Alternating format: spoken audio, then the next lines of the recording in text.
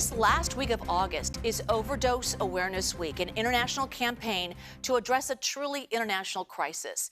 And when we talk about overdoses, we're often talking about San Francisco, where 806 people died last year. Well, this week, we are taking the time to look at the crisis through the lens of another city. It is a West Coast city famous for its incredible natural beauty, diverse culture, and cosmopolitan living. In fact, it's often cited as one of the more desirable places to live in the world. And Vancouver, much like San Francisco, has become one of the epicenters of the drug crisis. They are separated by more than 900 miles, but in both cities, fentanyl has been the primary driver of the overdose surge over the past 10 years.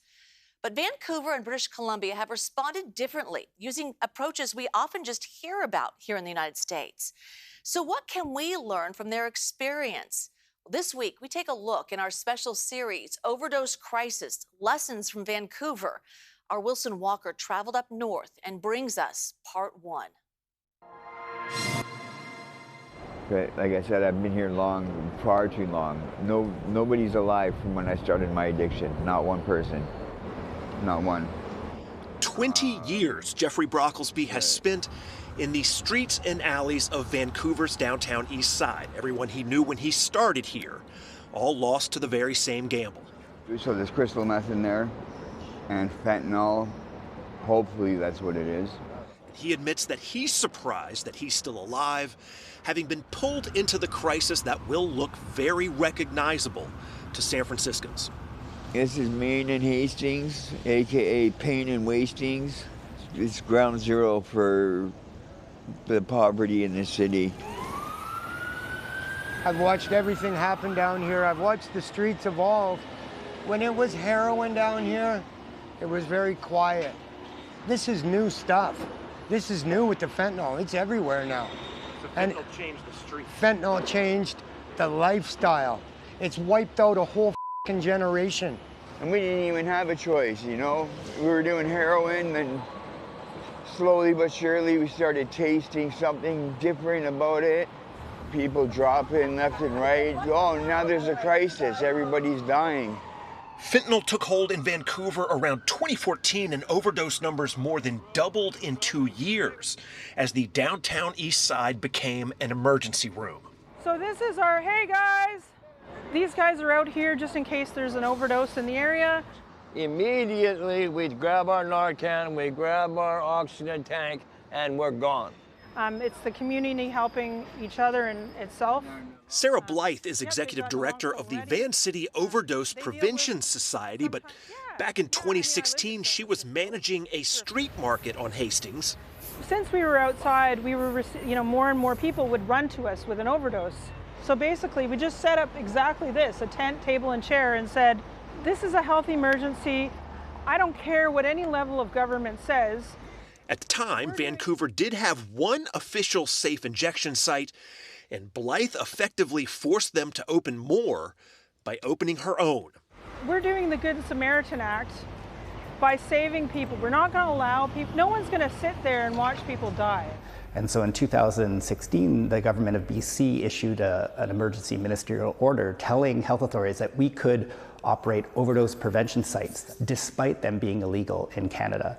In the 8 years since the emergency was declared, BC has leaned into the idea with dozens of sites. Dr. Mark Lecision is Chief Medical Officer for Vancouver Coastal Health. But now, as people have transitioned into inhalation, we're offering supervised injection and supervised inhalation, but they have to be indoor, outdoor sites. Treatment services are also offered on site. Go through substance use stabilization, or what we used to call detox. But the primary focus is mitigating the risk presented by the unpredictable street supply. We're all rolling dice. It's not fentanyl anymore. We're doing tranq and benzos. As an alternative, British Columbia also provides drugs regulated by the government, referred to as safe supply. We've seen sort of the risks that can come from unregulated drugs, and we know people use them, and so we legalize them and we make regulated versions, and then people don't immediately die when they consume them. Here I am, I got fentanyl on my back as much as I hate it. Todd Allgood, who has a back injury, receives 2 medications. I go to the IO twice a day for my half gram of heroin, and that kills the pain. We know this helps people get treatment. It's part of the treatment journey for many people because the people who don't have access to this continue using dangerous street drugs. They're at high risk of dying, and they may never get to treatment. So with safe use and safe supply, the Vancouver, BC approach absolutely does differ from San Francisco's. It's a more aggressive use of harm reduction tools 8 years into an emergency these cities share, nearly a decade into the fight to save the next life. I want to wake up and live and not just exist.